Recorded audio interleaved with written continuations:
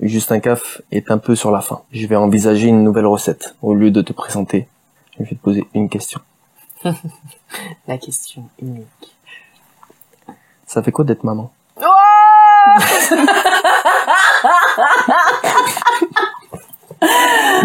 oh bah c'est... Oh fou là là. Ah, j'y attendais pas, celle-là, hein. Oh putain. C'est un bouleversement. Ça change. Tu n'es plus la même personne. Non, s'il vous plaît. Ça tourne là? Ouais, c'est... Ah, d'accord, ça va, j'allais le dire. Putain, je pose la boule au bleu.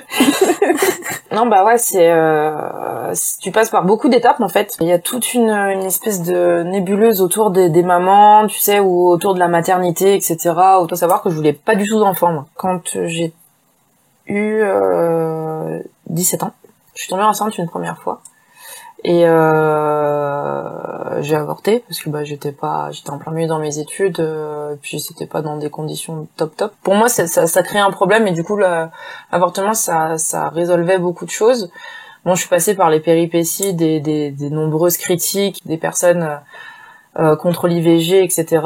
Je trouvais ça très injuste qu'ils puissent émettre un jugement là-dessus, parce que c'était trop facile en fait d'avoir une gamine de 17 ans devant toi et de critiquer à ce moment-là. Et à partir du moment où j'ai avorté, où c'était terminé, bon, faut savoir que moi ça s'est pas passé dans les meilleures conditions possibles. Tellement j'étais dans la légèreté, dans la libération, qu'elles m'ont pas donné tout le processus médical pour que je m'en sorte en fait. Du coup, ça a commencé à faire une petite pyramide, et puis on m'a dit la fameuse phrase de vous n'avez plus 100% de chance d'avoir une grossesse qui mène à terme. Il vous reste 75% de chance enfin, ils avaient calculé entre 25 et 30% de chance en moins d'amener une grossesse jusqu'à son terme. En fait, j'ai eu une révélation, genre comme un défi, tu vois, genre non, j'aurai un enfant, et là j'ai commencé à vouloir vraiment j'ai idéalisé ce côté parentalité en fait. Plus vers quel âge que t'as commencé à partir par cette réflexion? 18-19 ans. D'accord. Disant que j'allais prendre mon temps, mais par contre que si je retombais enceinte dans mes âges là, par respect pour la moi qui voulait un enfant plus tard, je n'aurais pas avorté. Je m'étais mis dans la tête, voilà, la prochaine grossesse, c'est pour toi, c'est cadeau, t'auras ton enfant. Mais dans mon idée, moi je voulais vraiment devenir comédienne, donc j'ai fait mes études, etc. Je voulais vraiment percer là-dedans, donc tout s'est très bien passé, je faisais très attention à tout ça. J'en avais quand même parlé à mon copain de l'époque, et puis est arrivé le moment où j'ai dû faire un choix entre ma carrière et ma vie de famille, mon couple en l'occurrence. J'ai choisi mon couple. J'aurais pu aller sur une série à Paris pour 3 mois de tournage en fait. Il me voulait, je connaissais la directrice de casting, et c'était pour M6. Et du coup, mon copain de l'époque m'a dit, écoute, tu vas être à Paris, tu vas pas forcément revenir tout le temps dans la région. Donc du coup, si tu y vas, je préfère te quitter maintenant avant que tu partes, plutôt que tu ailles là-bas et que tu me trompes. Principe un peu bizarre. Bon. Sauf que moi j'étais déjà bien engagée dans cette relation, et du coup je suis restée pour lui, et du coup je suis pas montée à Paris. En termes de carrière, c'est foutu. Donc réussis au moins ta famille. Puis au moment où moi j'ai eu envie d'avoir un enfant, lui pas tellement. Donc j'ai attendu, et puis un jour il a eu un déclic, c'était juste avant Noël. Il me dit voilà, ça y est, je crois que je me sens prêt à être père. Mais je suis pas sûre de vouloir avec toi. Le petit ascenseur émotionnel sympa, tu sais. Il s'expliquait après, il m'a dit en fait, je pense qu'on aura des façons de t'éduquer complètement différentes. Je trouvais ça un peu dur, encore une fois, de m'imposer le truc, et je disais mais en fait, il suffit qu'on en parle, en fait, qu'on trouve des compromis tous les deux, et puis dans sa tête, c'était un peu clair et net, et du coup, moi, je me voyais pas trop continuer avec quelqu'un qui pensait pas vouloir d'enfant avec moi, parce que moi, je savais que je voulais un enfant, et que du coup, j'avais arrêté le théâtre et les tournages, la comédie, tout ça, pour lui. Donc, j'allais pas non plus mettre un terme à cette volonté-là. Donc, on s'est séparés. Et j'ai rencontré le père de mon fils. Inconsciemment, je pense qu'il m'a plu, parce qu'il correspondait à tous les critères que je recherchais pour avoir un enfant en fait. Ça se comprend. Ouais, mais c'est dommage. Prendre son temps dans ce genre de décision, c'est ultra important et vraiment se poser les bonnes questions.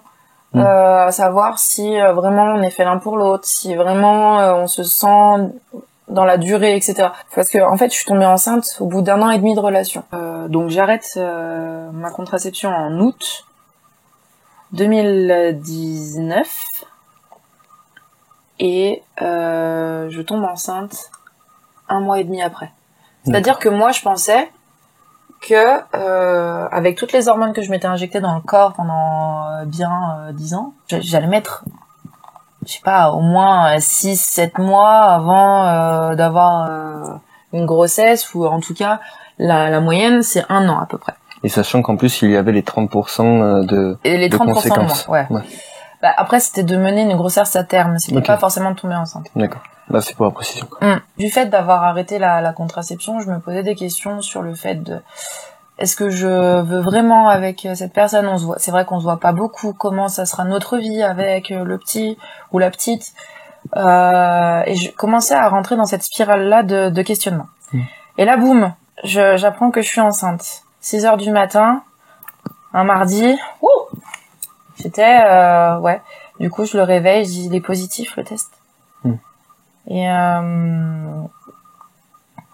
il y a pas eu une grande réaction non plus de sa part.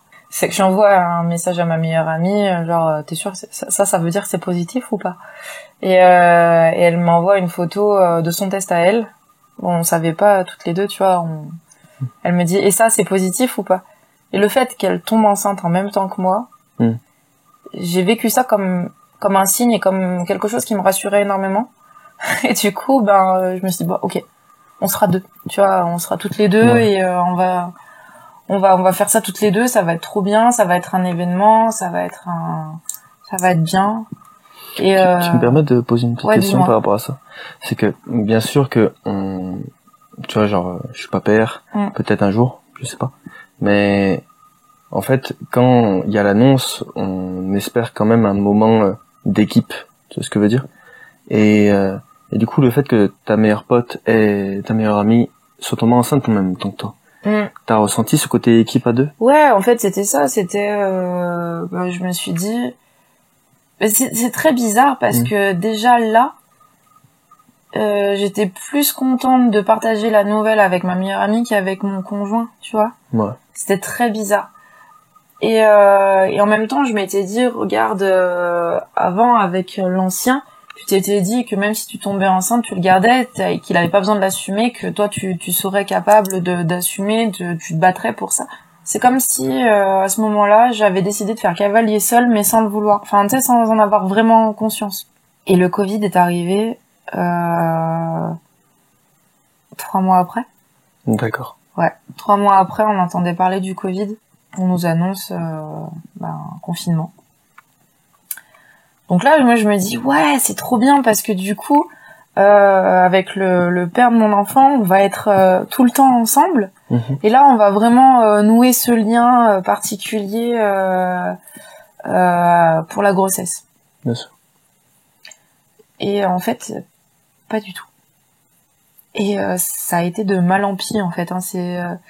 lui qui est très sportif, il avait besoin de sortir, il pouvait plus. Être à la maison, ça lui devenait insupportable, il a un peu un côté hyperactif. J'avais énormément de mal à nouer un lien avec mon enfant, qui était dans mon ventre. J'ai vécu une situation de stress et d'angoisse à ce moment-là. Lui, il s'est enfermé dans les jeux vidéo parce que c'était son exutoire, tu vois. Sauf qu'il s'énervait beaucoup. Et en fait, au lieu d'avoir notre petit cocon à nous, j'avais besoin de m'éloigner de lui pour avoir mon cocon à moi. Et de là, je savais dans ma tête que c'était terminé. Et je me le disais pas, je voulais me le cacher, je me disais non, c'est la période qui veut ça, etc. Et sauf qu'en fait, la grossesse, elle peut pas continuer dans de bonnes conditions quand tu sais que c'est terminé dans ta tête. Quand tu sais dans ta tête que tu t'as pas forcément envie de continuer avec une personne qui te stresse, qui te fait peur par ses réactions colériques et que t'as besoin de t'éloigner de cette personne pour te sentir mieux. J'appelais des copines qui étaient enceintes en même temps, parce qu'on a été 6 à être enceintes en même temps. Ah oui. Ouais. Et j'appelais une copine qu'on avait en commun. Je lui disais, écoute, j'ai peur. J'ai peur. J'ai dit, écoute, je viens de me rendre compte dans quoi je me suis engagée, mais je crois que la personne avec laquelle je me suis engagée, ça me convient pas. Et sauf que c'était beaucoup trop tard pour faire machine arrière de toute façon. Lui, il a perdu un membre de sa famille très important pendant le Covid. C'est moi qui le soutenais. Sauf que t'étais enceinte. Ouais, et c'était hyper compliqué, je te jure, c'était vraiment très très compliqué. Et du coup, tous les liens que je voulais tisser, ils sont pas arrivés du tout. Ma meilleure amie, je pouvais pas la voir parce que confinement. Je me suis sentie isolée, mais comme jamais. Et c'est très difficile de se sentir isolée en étant plusieurs dans une même maison. Ouais. C'est un sentiment encore plus sombre que quand t'es vraiment tout seul. Parce que tu te l'expliques mieux, tu vois, genre, je suis toute seule, c'est normal. Ouais. Mais là, de se sentir seule en étant avec une personne dont tu attends un soutien, de l'amour, de l'affection, et puis en plus, t'as des hormones qui sont en PLS, parce que les hormones, elles continuent les montagnes russes. Ah ouais, tu vis tout fois 1000. J'essayais de me l'instaurer dans le crâne, comme un mantra, tu vois. Genre, mais c'est normal, c'est le pauvre, peut-être, tu vois. Et je m'oubliais totalement. Ouais. J'ai que enceinte. Et je suis partie dans une solitude et j'ai étouffé tout ça. À un moment donné, il y a le confinement qui a été levé. On a recommencé à prendre de la vie, donc déjà heureux de retrouver du monde, etc. De sortir, de prendre de l'air, de rigoler avec des gens autrement que à travers un ordinateur ou un écran de téléphone. Et je me suis dit, ça va potentiellement le faire. Tu vois, je recommençais à avoir espoir. Parce qu'il recommençait à sortir, donc du coup moins oppressé dans la maison, voilà. Arrive le moment où de juillet, donc faut savoir qu'à partir du 8e mois de grossesse, ils estiment que t'arrives à terme. Même si c'est à 9, ouais. Même si dans la normalité c'est à 9 mois de grossesse que tu accouches, à partir de 8 mois, c'est bon, c'est plus un prématuré, il peut arriver, il sera en bonne santé. On me demandait tout le temps, alors, tu l'as eu? Alors, il va arriver? Alors, machin. Et moi, je réalisais qu'on allait plus être 2, on allait être 3.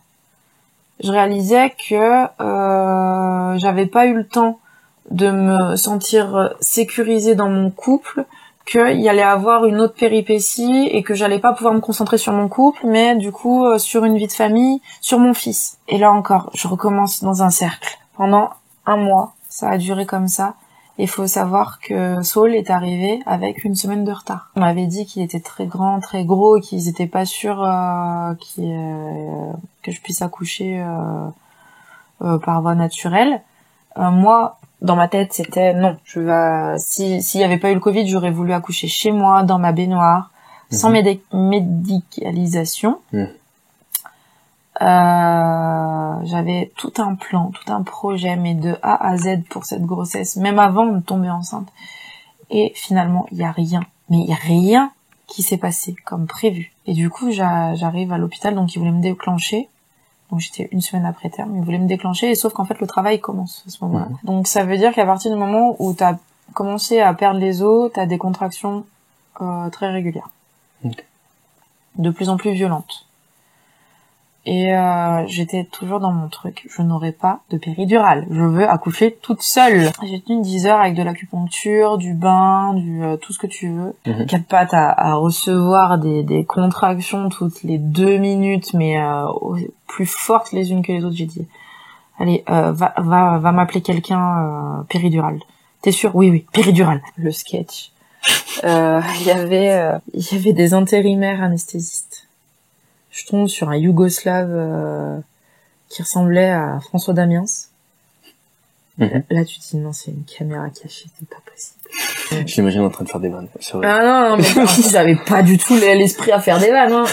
Donc, je sais, quand on t'enfonce l'aiguille, faut pas que tu bouges parce qu'en fait, tu risques la paralysie. Voilà.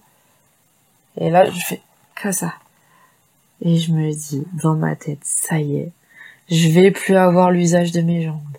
Et tu commences à paniquer. Ah, je commençais à paniquer, je pleurais. Tu sais, je pleurais, mais sans sangloter, tu vois, il y avait juste les larmes. Faut pas que je bouge, mais là, il y a les larmes qui tombent. Ah ouais. Et puis, tu sais, genre, défaitiste à mort. C'est foutu, de toute façon. Foutu. Et puis là, mes jambes, je les sens plus du tout. Mais c'est normal, tu vois. Et elles tombaient toutes seules. C'est des poids morts. Et puis, il passe les heures. Le chef de service de la gynécologie de l'hôpital vient me voir. Il me fait l'échographie, il me dit le crâne il est grand quand même, hein. Je dis oui. Merci monsieur. Jusque là ouais on me l'avait déjà dit, tu vois. Et là il me regarde, il me dit j'ai fini ma journée, mais quand vous serez prête à accoucher, j'ai demandé aux sages-femmes qu'elles m'appellent parce que c'est moi qui vais vous accoucher. Et là... on te dit pendant toute la préparation d'accouchement, pendant les trucs quand t'es enceinte, que si tu n'es pas accouchée par une sage-femme ou par les sages-femmes et les infirmières qui sont déjà sur place, si c'est le gynéco qui te dit qu'il va t'accoucher, c'est que ça pue la merde. Donc lui, il m'a dit le plus simplement du monde, écoutez, je rappellerai à minuit pour savoir où vous en êtes et c'est moi qui vous accoucherai. Et là, je dis, allez putain. J'étais en harmonie totale avec ma misère, tu vois, c'était genre ça va toi? Ouais, et toi? Ah, ok. ouais j'en avais tellement marre. Les produits qui t'injectent, ils te grattent au bout d'un moment, mais c'était juste invivable. Les extraits, j'en avais de partout, je pouvais pas me mouvoir comme je voulais, j'avais mon gros bide, enfin je pouvais pas descendre de mon truc parce que j'avais mes jambes totalement mortes. Et arrive 4 heures du matin, le gynéco arrive, je suis à 8. Il me dit, de toute façon, il passera jamais. Pousser. J'ai essayé. Il m'a dit, il passera jamais. De toute façon, la tête est beaucoup trop grosse, en fait. Il regarde vers le haut et c'est pas bon. En fait, il faut qu'il regarde vers le bas. On va vous opérer. Césarienne, d'urgence. J'avais déjà la péri. Ouais. Et puis, du coup, il y a une nana qui vient à côté de toi pour, quand il t'ouvre, pour te mettre le gaz, etc. Et là, je sens un truc froid qui glisse. Je sais pas, je m'endors à moitié. J'entends les pleurs de mon bébé.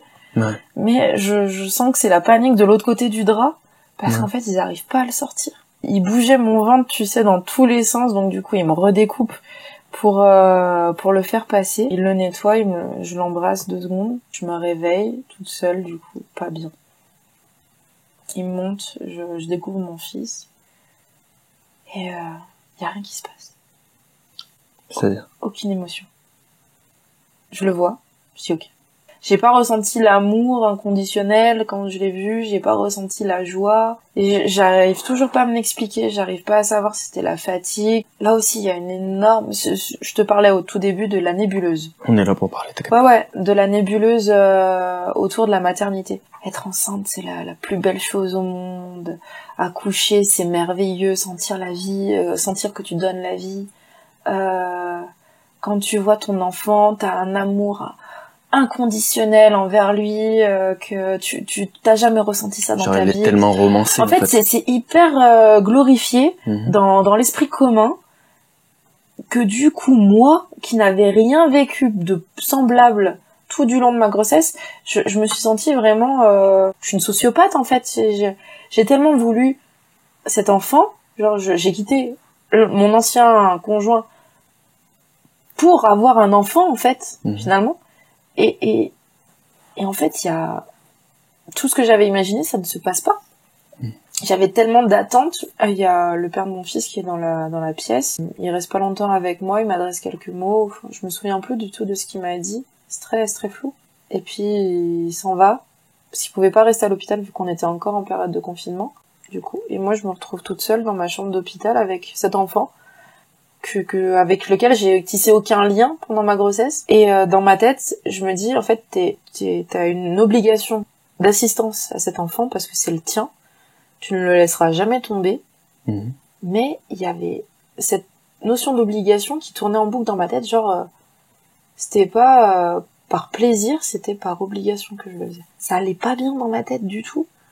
Mais ça se passait bien avec le petit pour autant, tu vois, il était facile. Il dormait bien, j'arrivais à dormir. Quand j'ai dû me doucher le lendemain, j'ai découvert mon corps dans quel état il était. J'avais l'impression d'être la créature de Frankenstein. Je me regardais dans la glace, je pleurais, mais c'était l'effondrement total. Il y avait rien qui allait, Adam. C'était, waouh! Comment tu te sens là déjà d'en parler comme ça? Bien, parce que aujourd'hui, j'ai un petit garçon que j'aime le plus au monde. Et en fait, spoil de fin d'ailleurs. Non mais en fait, je suis contente d'en parler de ça parce qu'en fait, il y a vraiment trop l'image des mamans qui sont heureuses d'avoir leur enfant, etc. Mais en fait, c'est normal. En fait, j'ai découvert ça plus tard en fait, que il y a des mamans qui, même si elles veulent avoir un enfant, ne se sentent pas connectées avec leur enfant, mais c'est pas une fatalité. T'as tes émotions, t'as tes sentiments, on a des fonctionnements différents. On a tous une manière différente. Là, je vais partir dans un autre domaine, mais on a tous une façon différente de tomber amoureux. Et là, c'est pareil. C'est une relation en fait qui se tisse, que ce soit amicale, sociale, au travail, en amour, en amitié, peu importe. Et ben là, c'est ton enfant. Et en fait, ce que je ne savais pas, c'est que mon cas était normal et n'était certainement pas isolé. C'est-à-dire que ça va toucher, bon, j'ai pas les chiffres exacts, mais à peu près une femme sur 3, ce que j'ai vécu. Pas autant de difficultés durant l'accouchement, mais quoique. J'ai fait une sage-femme en interview, donc t'inquiète. Ah ouais, ok. Ouais, t'inquiète. Ah, c'est cool. Et du coup, j'ai appris à connaître mon fils et à tisser ces liens finalement après qu'il soit né. Au début, moi, je me focalisais sur mon corps, le fait que j'arrivais pas à me mouvoir, le fait que j'étais très limitée sur mon corps et du coup, je pouvais pas être 100% présente pour lui, répondre rapidement à ses besoins. Changer sa couche, j'en étais incapable, l'habiller, j'en étais incapable parce que j'étais vraiment bloquée. Avant qu'on reparte sur ça, ça dit qu'on fasse une petite pause? Ouais, vas-y. Parce que on a quand même pas mal enchaîné là. Attends, petite pause. On avait dit pause, mais non. Vas-y. Mais ouais, c'est pas parce que tu te sens bien avec quelqu'un et que tu l'aimes démesurément que en fait c'est avec cette personne que tu seras enclin à avoir un enfant.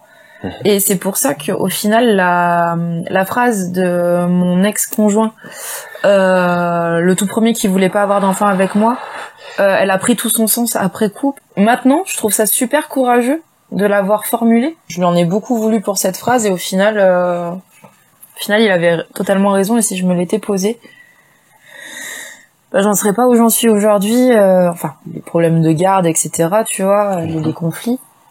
Bien sûr. Et voilà. Mais je me souviens plus où est-ce qu'on s'en était arrêté sur la vidéo. Sur après la maternité. À la maternité. Mais tu sais quoi, juste avant, c'est vrai que tu vois ces derniers temps, surtout moi, il s'est passé quelque chose dans ma vie, et qu'en fait j'ai pris conscience de l'importance du choix du partenaire. Tu vois, ton enfant, il va être adulte, et en fait des fois il se retrouve aussi avec des problèmes de famille que vous avez plus ou moins géré et que lui il continue à devoir gérer aussi. Des fois on sait pas à quel point ça s'engage et que du coup après le problème devient celui de l'enfant. Ouais, tu sais pas à quel point il va être impacté dans sa vie avec ça. Dans mon vécu personnel, j'avais déjà le schéma des parents qui restent ensemble pour faire plaisir à l'enfant alors que ils devraient pas. Ils seraient beaucoup plus heureux séparés. Et du coup, je voulais pas du tout imposer ça à mon fils. Et du coup, c'est pour ça que j'ai préféré arrêter pendant qu'il était encore jeune pour que ça devienne sa normalité à lui. C'est tant que l'enfant a de l'amour, il peut grandir dans des conditions normales. Dans notre vie de tous les jours, on voit de plus en plus d'enfants de divorcés. C'est devenu monnaie courante, si tu veux, un enfant. Et je pense qu'en fait, il faut juste apprendre à ce que l'enfant il soit pas dans les conflits de ses parents, mais dans l'amour que chacun lui apporte, tu vois. Bien sûr. Voilà. Et qu'il soit pas intermédiaire. Il faut pas tout mélanger. En fait, ouais, voilà, c'est ça. Il faut pas que ça devienne une arme. Et moi, faut savoir que quand j'ai pris la décision de quitter le père de mon fils, j'ai tout de suite pris un psy. Pour m'accompagner dans cette décision-là, parce que c'était très très dur pour moi de me dire j'ai tué ma famille en fait. Et du coup, elle m'a vraiment confortée dans l'idée de ce que je t'ai dit tout à l'heure, tant qu'en fait l'enfant reçoit de l'amour de son père et de sa mère, ou de ceux qui sont autour de lui, qui gravitent autour de lui, l'enfant, il n'y a pas de raison qui grandisse dans de mauvaises conditions, avec une mauvaise morale, avec des séquelles, avec tant que voilà, il faut pas s'en servir de monnaie d'échange, d'armes et vraiment l'épargner de tout conflit en fait. Bien sûr. Parce que c'est pas ces histoires. Les premiers temps, je pense qu'il l'a ressenti, mais je pense qu'il ressentait surtout le mal-être de ses deux parents. Aujourd'hui, j'ai un petit garçon qui est souriant, qui apprend très très bien, qui est sociable, qui est câlin, qui est... Non mais ouais. Avant, il y avait le principe, tu vois, genre les anciennes générations ça se sépare pas, on continue. Que des fois, il faut que ça se sépare, tu vois, pour le bien de tout le monde. Et en fait, en ayant grandi, du coup, avec les parents séparés, en étant construit avec une mère célibataire, en fait, j'ai vu que le plus important, c'est pas que le ménage soit maintenu, mais que le foyer soit en paix. Ouais. C'est ça vraiment qui est vraiment important. Je suis totalement d'accord avec ce que tu dis. Tu sais, on parlait tout à l'heure des répercussions sur l'enfant après. C'est pas de vivre séparé qui va lui donner des séquelles, en fait. C'est le fait de voir des parents se déchirer tout le temps, en fait. Tu sais, quand tu vis pas dans un environnement paisible, tu deviens pas paisible toi-même. Ouais. Je voulais pas ça pour mon fils parce qu'en fait, ça biaise plein de codes. Quand tout le monde est heureux, t'as plus de facilité à situer ton bonheur. Les gens se forcent pour soi-disant que toi tu sois heureuse. Ça fausse les codes. On prête pas assez attention à l'individu, à ses propres sentiments. Et ça, je trouve ça tellement dommage de... Tu vois, par exemple, mes parents, quand j'ai quitté le père de mon fils, la première pensée qu'ils ont eue, c'est pas si tu penses que ça va te faire du bien, on te soutient. Le principal, c'est que tu sois heureuse pour que Saul il puisse s'épanouir aussi et que toi aussi. Non, ça a été... T'es sûr que c'est vraiment fini? Je pense que tu devrais attendre un petit peu parce que ça serait vraiment bête pour Saul que vous vous sépariez. Ouais. Donc, du coup, c'était pas dans la compréhension. En fait, ouais, voilà. Ça faisait 1 mois que je leur en parlais. Et pendant 4 mois, ils ont essayé de me remettre avec le père de mon fils. Ils essayaient pas de savoir ce que moi je ressentais. Ils essayaient de faire en sorte à ce que je corresponde encore à ce que eux ils avaient prévu. Je crois que j'ai un petit truc. Dis-moi. C'est vrai qu'on est aussi en France et que on a aussi ce délire et que ce soit même scolairement parlant, la peur de l'échec continuel. Renvoyer la totalité de la responsabilité de l'échec sur la personne et de se dire ouais mais si elle s'était donné plus, tu vois. Alors qu'en fait c'est juste des fois non, c'est juste un moment faut laisser. Tu sais, on dit souvent avec des si on referait le monde. Et justement je trouve qu'on laisse pas assez de place au présent. On regarde toujours soit trop dans le passé, soit trop vers le futur si tu continues sur ta lancée. Mais en fait non, c'est juste peut-être que parfois t'as besoin de vivre des galères dans ta vie au présent. Parce que finalement c'est les galères qui vont te faire évoluer et je pense que t'as besoin de vivre certaines choses pour mieux rebondir plus tard. C'est pour te retrouver, te retrouver axé avec toi-même. Depuis mars 2022,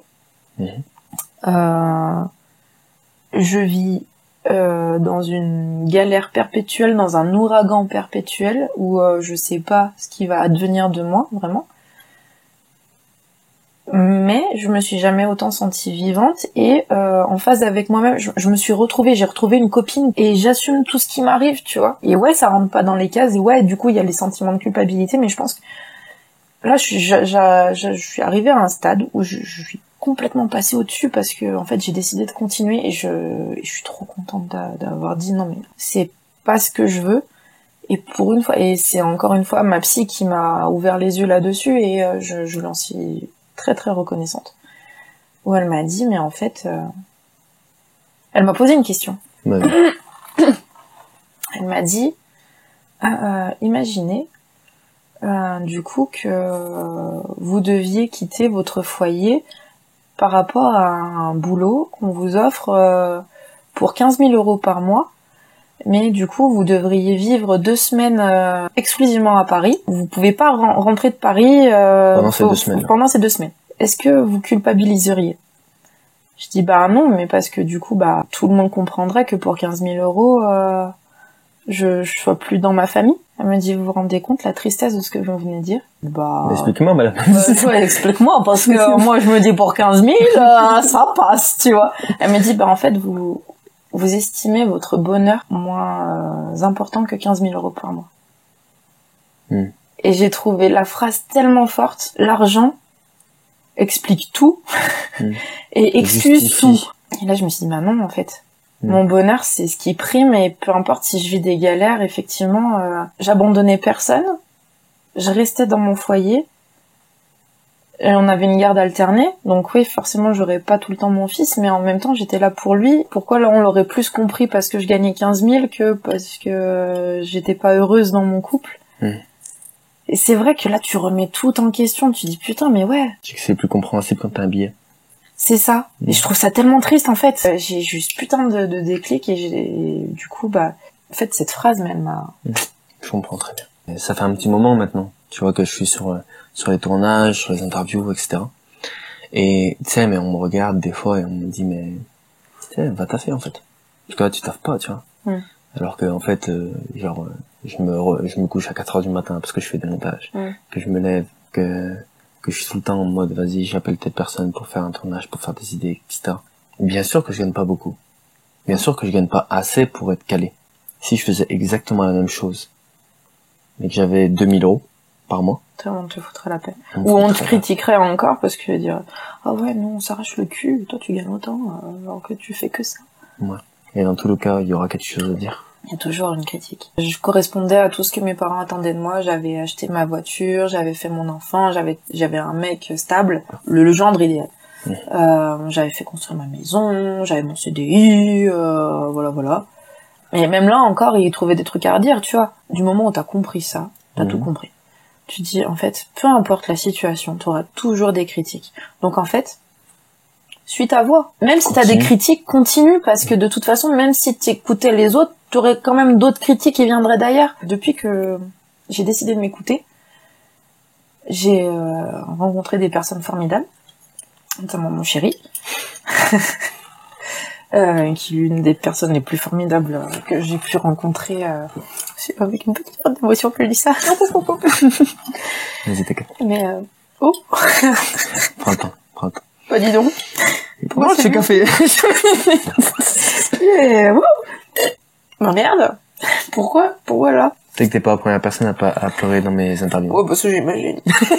N'importe quoi. Bonhomme ou pas bonhomme? Oh.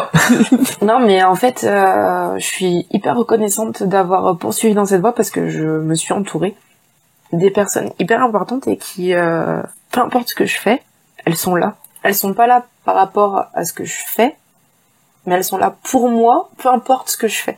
Il y a une nuance, elle est folle, et c'est justement à partir du moment où toi t'es centré avec tes idées, même si ça correspond pas au classique, t'es centré avec tes idées, avec toi-même, que je pense que t'arrives à t'entourer de personnes qui te hissent vers le haut, en fait, qui sont là pour te soutenir, même si t'as des galères, même s'ils peuvent pas vraiment te soutenir pour t'aider, mais ils sont là.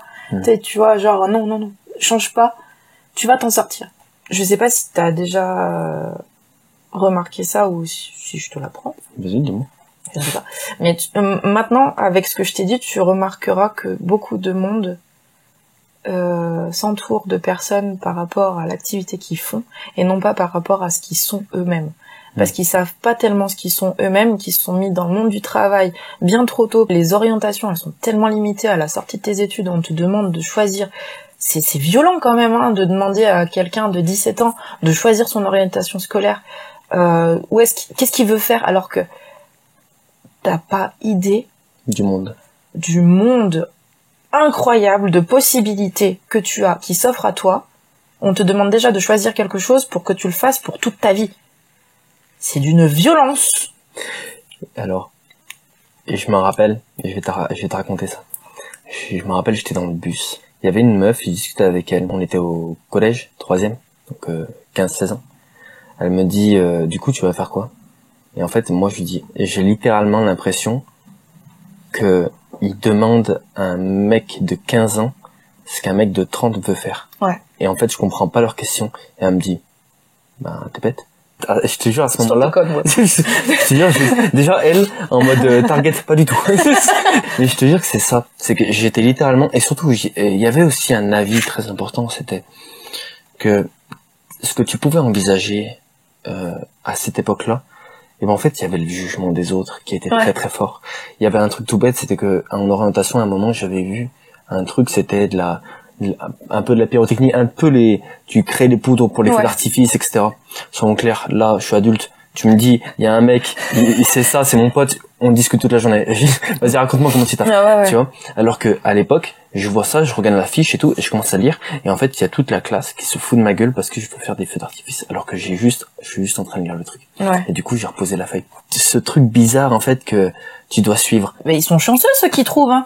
Et en fait, il suffit que, je crois qu'il faut se résigner. Ceux qui sont pas passionnés, mais les pauvres, ceux qui ont pas de passion réelle dès leur plus jeune âge, les pauvres, ils doivent se réaliser sur le tard. Et ça fait des gens frustrés. Et on a très bien vu avec Hitler ce que ça donnait les gens frustrés. Mais non, mais sans déconner. Mais en même, je te jure, je vais peut-être un peu loin dans mes propos. Non, c'est dans une direction. Ouais. Non, mais c'est. Ça, tu veux pas un verre d'eau? Ouais, je suis sûre. Je vais aller aux toilettes. Mais. Moi, quand je regarde, j'ai eu mon bac parce qu'il fallait que j'ai le bac. Je suis allé à la fac parce que il fallait continuer après le bac. Après, en fait, première année, j'ai fait, mais en fait, non, je m'en fous, en fait. Et du coup, j'ai fait de l'intérim. Je suis allé à l'usine, j'ai gagné des thunes. Mais sauf que moi, ce que je voulais faire, c'était du rap à l'époque. Et du coup, je suis parti dans ça, donc j'ai un matos à la maison pour ça. Et après, là, je me suis dit, mais, vas-y, mais est-ce que tu sais faire quelque chose de mieux que rapper? Et en fait, c'était écouter les gens, tu vois. Et là, je me suis dit, vas-y, 1000 fois, on m'a dit, il faudrait que tu fasses ce psy. On m'a pas accepté en psy. Je voulais faire ça. Si? Ouais. Ouais. C'était soit je partais en traductrice, si je réussissais pas dans la comédie, soit en psy. J'aimais bien. Les études, ça me disait trop rien, en fait. Je comprends. J'étais une élève moyenne, hein, j'étais pas sans bosser. Sans bosser, je me tapais des 12-13 de moyenne, tu vois. J'enchaînais sur les vrais tafs, quoi. Je suis devenue agent de voyage. Je suis restée 6 ans. J'étais agent de voyage pour les ONG dans les 5 dernières années, là. Donc j'ai organisé les voyages humanitaires. D'accord. Sur le papier, c'est magnifique. Enfin, c'est très joli de dire que tu bosses pour des ONG, mais sauf qu'en fait, l'envers du décor est complètement éclaté, quoi. T'as ta direction qui eux te pousse à faire du chiffre, il faut rentabiliser, etc. Sauf que les ONG, il faut savoir qu'elles ont toujours des prix négociés, donc en fait c'était ridicule de me forcer à vendre parce que de toute façon j'allais toujours faire le même chiffre. Enfin, je pouvais pas créer de la demande. Enfin, c'était bizarre, tu vois. Ils mettaient une pression constante. Ouais, il y avait toujours une pression constante. Pareil que toi, quand tu t'es posé la question, qu'est-ce que tu sais faire de mieux que rapper, écouter les gens? Moi, c'est faire du bien aux gens. Je veux apporter du bien-être aux gens, en fait. Donc, du coup, les massages dirigés vers du bien-être, du lâcher prise. Je veux faire des massages bébés, des massages femmes enceintes. Par rapport aussi à mon vécu, je sais que moi, j'aurais tué pour avoir des trucs qui me détendent, en fait. Quelque chose de bienveillant, juste apporter un regard doux, un soulagement, en fait. Un soulagement, et toujours dans une ambiance bienveillante, un peu spirituelle, tu vois. Ramasser assez d'argent pour pouvoir faire mes formations et puis me lancer dans mon mariage. Wow. Doudou. Doudou. Puis vu qu'on a projet de s'installer ensemble avec Ricky, pas travailler de nuit, ça peut être bien. Enfin. Juste être là, puis on organise notre temps comme on veut. Comme des grandes personnes. Voilà. Mais surtout libre. Ouais. Et c'est pour ça aussi d'ailleurs que je le pousse parce qu'il, tu sais, à chaque fois, il est souvent dans l'excuse lui aussi parce qu'il a suivi sa passion, tu vois, il est dans la guitare. Et il me dit, ouais, j'ai peur que tu me prennes pour un branleur parce que... Mais gros, genre tu travailles à peu près 10 heures par jour de guitare. Genre... C'est ce que je dis à ma meuf, t'inquiète pas. Ouais, c'est... Je suis totalement... Je le comprends. Mais à quel moment je peux, ne serait-ce que penser que t'es un branleur? Ouais, mais tu sais, c'est pas un emploi stable et tout, c'est pas un emploi qui rapporte beaucoup. Ouais, mais t'es passionné. Et pour moi, c'est la plus grande richesse du monde, tu vois. Par rapport à tout ce que je t'ai dit, et c'est pour ça que je pense aussi que j'ai eu mon petit moment de faiblesse tout à l'heure. C'est parce que, tu vois, lui, il est resté droit dans son truc, à se dire que il voulait faire ça, et il est resté dedans, et je le soutiendrai toujours. Je sais ce que c'est de quitter un taf qu'on aime, pour lequel on vit, on respire, pour plaire à quelqu'un d'autre. Jamais je l'imposerai à quelqu'un. C'est une vraie chance. Et ceux qui te disent que c'est pas un vrai métier, c'est eux qui ont rien compris. C'est eux qui ont pas compris le sens de la vie, parce que une passion, c'est ce qui t'anime. Et tu vis pour ce qui t'anime. Enfin, étymologiquement parlant, tu es animé. Enfin, la vie, c'est être animé. Fais ce pourquoi tu penses être fait dans ta vie. Fais ce pourquoi ton cœur y bat plus fort. Sois heureux. Les galères, on les subira à deux, y a pas de souci. Mais surtout, ne change jamais de direction, quoi. Parce que c'est un luxe de savoir ce que tu veux faire dans ta vie, quoi. Jamais. Même si la société n'est pas adaptée à cette trajectoire. Ah ouais, mais non. Mais en fait, faut maintenir. Ouais. Faut changer les horizons des gens, en fait. Faut qu'on leur... Si on a autant de gens aigris, c'est parce que justement, je pense qu'il y en a qui n'ont pas assez conscience de ce qui les anime dans la vie. Et jamais je lui dirais putain, on est en galère ce mois-ci, fais un effort, quoi. Jamais. C'est pas possible pour moi. Il me remercie, mais il a pas à me remercier, en fait. Déjà, c'est son choix à lui. Et je trouve ça triste, en fait, d'en arriver à remercier les gens qui te soutiennent. Parce qu'on trouve que c'est pas normal. Bah, tu préfères 500 € par mois et être heureux tous les jours, ou 1500 et avoir le seum? Tu préfères quitter ta famille 15 000. pour 15 000 de 2 semaines par mois ou... Ça fait très fin. Ça fait très très fin, je trouve. Ouais. Qu'est-ce que t'en penses? C'est le clap de fin. 3... Attends. Laisse-moi discuter avec toi. D'accord. Alors, comment t'as trouvé le moment? Ah bah c'était cool. Je m'attendais un peu à ça. Je suis un peu moulin en parole, genre il suffit que tu me lances un peu et j'avais peur de sujets où j'ai des trous parce que j'aurais pas réussi à m'exprimer, mais du coup là c'était je te dis là c'est le genre de débat que j'affectionne en fait. Bien sûr. Et du coup non, je suis très contente parce que c'est des sujets importants que je trouve intéressant de mettre en lumière et d'avoir des avis différents parce que chaque individu a une vision différente des choses et un passif différent aussi. Et un passif différent. Je trouve ça cool de mettre en lumière ce genre de choses. Moi, tu vois, je repense... Alors, tu te rappelles ton anniversaire? Oui. Tu te rappelles le moment où t'es venu me parler pendant l'anniversaire? Je te refais. Parce que tu passais une très bonne soirée. T'es venu me voir et tu m'as dit, attends, il faut savoir. Ça me fait très plaisir. Oui. Ça me fait très plaisir que tu sois là. Je ne t'ai pas invité pour remplir ma maison. T'étais très contente que je t'ai invité pour ce tournage. Et en fait, c'est simplement que moi, je ressentais que ça pouvait être très intéressant de le faire. Moi, j'avais une petite peur. C'était de tester ce nouveau démarrage. Tu vois ce que je veux dire? Ouais. Tester ce nouveau démarrage avec toi. Je me suis dit, je la préviens même pas. Elle va se le prendre dès le début. Je me suis dit, vas-y, on va tester quand même. En termes de démarrage, tu penses que ça passe bien comme ça? Question qui est importante, qui a une valeur, tu vois. Ouais, bah oui. Bah, ça annonce la couleur. Bah après, on a bifurqué sur d'autres sujets, mais c'est le but, totalement. Mais non, ouais, c'est pas dérangeant, en fait. Pour le coup, non, c'est cool, parce que finalement, ça te met tout de suite dans le bain, quoi. En plus, c'est bon. T'es arrivé direct, t'as géré ton truc. Moi, je suis très content. Merci. Je suis très content parce que même, je trouve que, bien que on se connaît pas énormément, on s'est croisés, on a toujours eu une bonne entente ensemble, mais genre là, j'étais devant toi et à des moments, je faisais, ouais, mais elle est en train de me parler de tout ça et tout. Et je me suis dit, est-ce que genre, en dehors de ce contexte avec la caméra, on aurait pu avoir le temps de se caler à deux et de discuter de ça. Je sais pas, je suis pas sûre. Tu vois, c'est ça. Je suis pas sûre du tout. Parce que en fait, du coup, t'es rentré dans ma vie au final.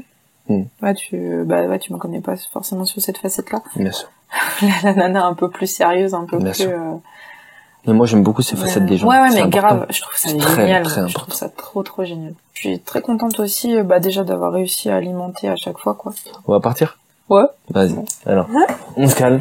On dit au revoir à tout le monde. Au revoir. Au revoir tout le monde. 3, 2, 1. Non, on refait. Ouais. Parce qu'en fait, on part pas du même écart, donc du coup, c'est... 3, 2, 1. Tu te fous de ma gueule. Non 3, 2, 1. Vas-y. 3, 2, 1. Allez Ça m'a fait plaisir. Moi aussi, à fond. Au revoir. Adios.